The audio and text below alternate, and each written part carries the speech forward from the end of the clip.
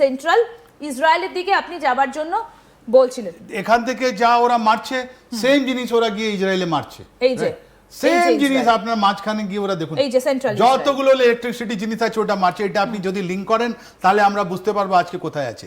এই যে আপনি টাইম লাইন বলছেন, এই টাইম লাইনটা কিন্তু এক সপ্তাহের মধ্যে নেই।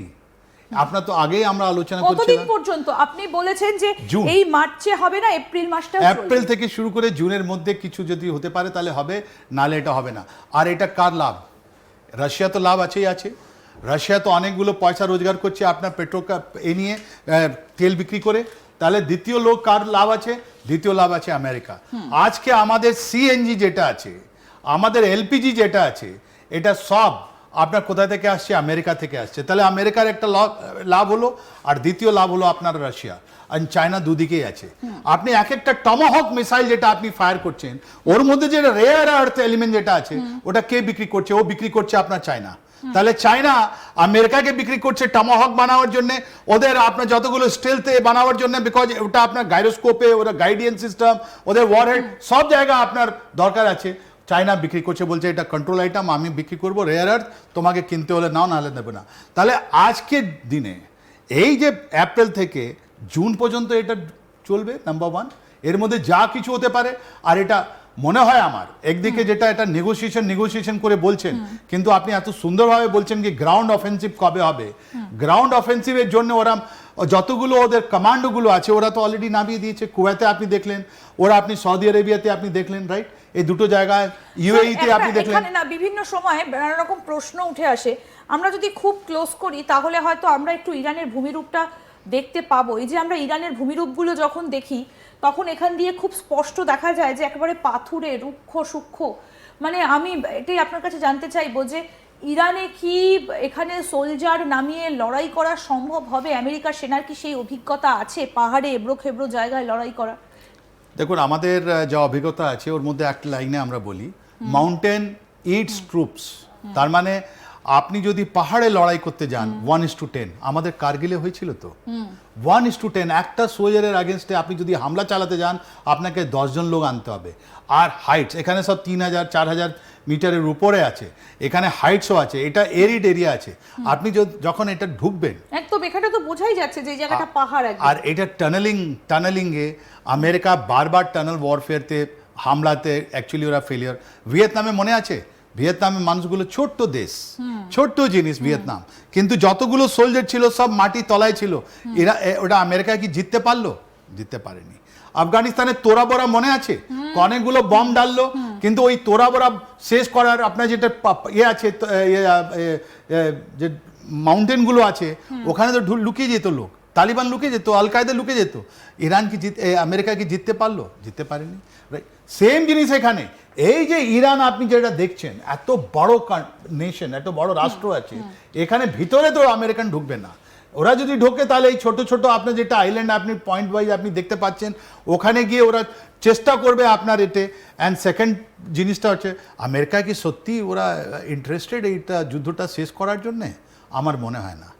একদম, কারণ হচ্ছে মিড টার্ম ইলেকশন রয়েছে আমেরিকাতে, অতি কয়েক মাসের মধ্যেই হয়তো আমরা সেটা দেখতে পাবো।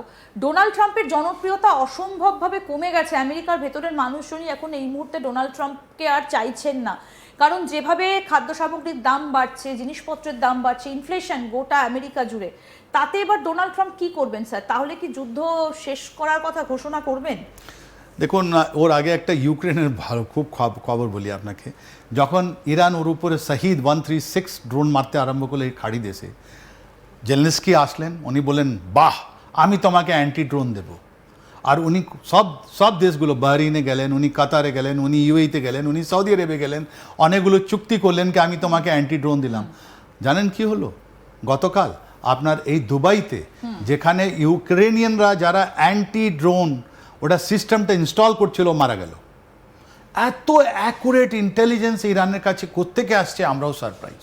একদম, ওরা এই 5th উইক চলছে এটা, আর যা বেছে বেছে মারছে আপনাকে, একদম একদিকে ওদিকে হচ্ছে না। ওদের ড্রোনগুলো যাচ্ছে, ধরা পড়ছে না, ওদের এই সিস্টেমে মারা গেছে। আজকে নিউজ পেপারে বা আপনি ওয়াশিংটন পোস্ট বা নিউ ইয়র্ক টাইমস পড়েন, ওরা বলছে ইউএসএস ফোর্ড যেটা ছিল, যেটা আপনার লোহিত সাগরে ছিল, ওকে তাড়িয়ে দেওয়া হয়েছে বিকজ ওখানে যে আপনার ইরানিয়ান ড্রোনস ওখানে গিয়ে ওকে ড্যামেজ করে মানে দিয়েছে। লোহিত সাগর মানে হচ্ছে এই যে red sea, red sea, red সিতে আপনার যে ইউএসএস যেটা ফোর্ট ছিল, যেটা মানে কত বিলিয়ন ডলার দিয়ে তৈরি করেছিল, one of the modern ship ছিল, এখান থেকে সরে চলে গেছে বিকজ ইরানিয়ানরা মেরেছে। আর এই যে ইউএসএস লিঙ্কন বড় বড় কথা ফোর্স প্রজেকশন কে আমি অনেকগুলো করব, ওরা পেছনে চলে গেছে এখানে, আর ওরা আর এতে নেই। আর এই যে আমানিয়ান যারা আছেন ওরা এখন যুদ্ধে গিয়ে এটাও তো বন্ধ করে দেবে। তাহলে এটা যদি বন্ধ হয়ে যায়, ওপরে যদি এটাও বন্ধ হয়ে যায়, দুটো জায়গা থেকে যদি তেলটা বন্ধ হয়ে যায়, তাহলে রয়ে গেল কি 40% অফ দ্য ওয়ার্ল্ড যেটা এনার্জি আছে এখান থেকে তো বন্ধ। তার মানে কি হলো, আমেরিকা এখন ওটা বিক্রি করবে নিজের অয়েলটা।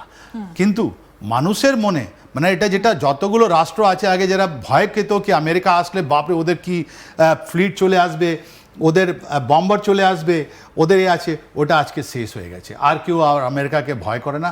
এটা গ্রেটেস্ট ভুল করেছেন আপনার ট্রাম্প। তাই জন্য তো আপনি বলছেন যে ওনার যে পপুলারিটি আছে এখন আজকে ডেটে এত জবরদস্ত ওর মধ্যে এসছে, ডিক্লাইন হচ্ছে। 60% আমেরিকান তারা বলছেন কি তোমরা যেটা যুদ্ধ করছো এটা আমার মধ্যে নেই। আর মনে রাখবেন আমেরিকা যেটা যুদ্ধ হয় বা আমেরিকা যেটা ডিসিশন নেওয়া হয় ওটা সব লবি আছে। একটা লবি আগে ছিল কি আর্মস লবি, তারপরে এখন একটা লবি কি আছে, ওরা লবি আছে শুধু অয়েল লবি, যার মধ্যে উইটকফ আছেন, যার মধ্যে কুশনার আছেন। ওরা একটা করলো ভেনিজুয়েলাতে, মনে করবেন ভুলে যাবেন না, ভেনিজুয়েলাতে করে ওরা ভেবেছিল কি আমরা এরকমই কিছু করব। 28 তারিখে ওরা নিশ্চয়ই ওরা মেরেছে। তাই জন্য আপনিও এটা জিজ্ঞেস করছেন কি 5 সপ্তাহ হয়ে গেল ইরান যেভাবে কোঅর্ডিনেট অ্যাটাক করে যাচ্ছে। ইরান এই যে 5 সপ্তাহ ধরে ইরানে আমরা দেখলাম যে লারিজানি নেই, তিনি শেষ হয়ে গিয়েছেন। এমনকি এই যে যিনি এই স্ট্রেট অফ হরমুজ সেটার দায়িত্বে যিনি ছিলেন তিনি শেষ হয়ে গিয়েছেন। খামেনি তিনিও নেই। তাহলে ইরান কিভাবে এখনো পর্যন্ত যুদ্ধটা চালিয়ে যাচ্ছে? পেছনে তাহলে তাকে কে সাপোর্ট করছে? এখন তো আরো বেশি করে রাশিয়া এবং চায়নার নাম উঠে আসছে। সত্যি কি তাই রাশিয়া আর চীন কি তাহলে সাপোর্ট করে যাচ্ছে? অ্যাবসলিউটলি। জেলেনস্কি বলেছেন কি যখন একটা স্যাটেলাইট টার্গেট উপরে যাচ্ছে 3 বার হলে তার মানে বুঝতে পারবেন কি নেক্সট 24 টু 48 আওয়ার্স ওখানে অ্যাটাক হবে। জেলেনস্কি বারবার এটা বলছে কি ওরা স্টাডি করেছে রাশিয়াকে, রাশিয়া রিয়েল টাইম ইন্টেলিজেন্স যেটা আছে, রিয়েল টাইম জিও লোকেশন যেটা আছে ইরানকে দিচ্ছে। আর ইরানের মধ্যে যেটা 31 প্রভিন্স আছে যার মধ্যে ওরা কিভাবে কোঅর্ডিনেটেড অ্যাটাক করছে, একটা জায়গা একটা মিসাইল ছাড়ছে না, ওরা একসঙ্গে 5টা 10টা আপনি দেখবেন, আপনি যতগুলো দেখালেন, আর ওই 5টা 10টা মিসাইল যখন ওরা একটা যাচ্ছে, আর এই যে ইন্টারসেপ্টারগুলো আছে, রাডারগুলো আছে, ওরা কনফিউজ হয়ে যাচ্ছে কি আমি কাকে ধরবো না। তো এটা অদ্ভুত জিনিস আজকে আমরা দেখতে পাচ্ছি। আর এটাও আমরা দেখতে পাচ্ছি যে Iran is in control of the situation. Iran dictate করছে, ইরান শর্ট টার্ম নেগোসিয়েশনে যাবে না, ইরান যারা ওকে ক্ষতি করছে ওকে মারছে। ইরান আজকেও বলছে কি আমরা ওসব মানি না যে তোমরা বললে, আমি আমার নিউক্লিয়ার মিশনটা চালিয়ে যাব, আমি আমার মিসাইল প্রোগ্রাম চালিয়ে যাব, আমি যতগুলো তোমরা আমার উপরে স্যাংশন লাগিয়েছিলে আমাকে পয়সা ফেরত দিতে হবে, আর এই যে হরমুজ আছে ওর মধ্যে থেকে যারা যাবে আমাকে পয়সা দিতে হবে।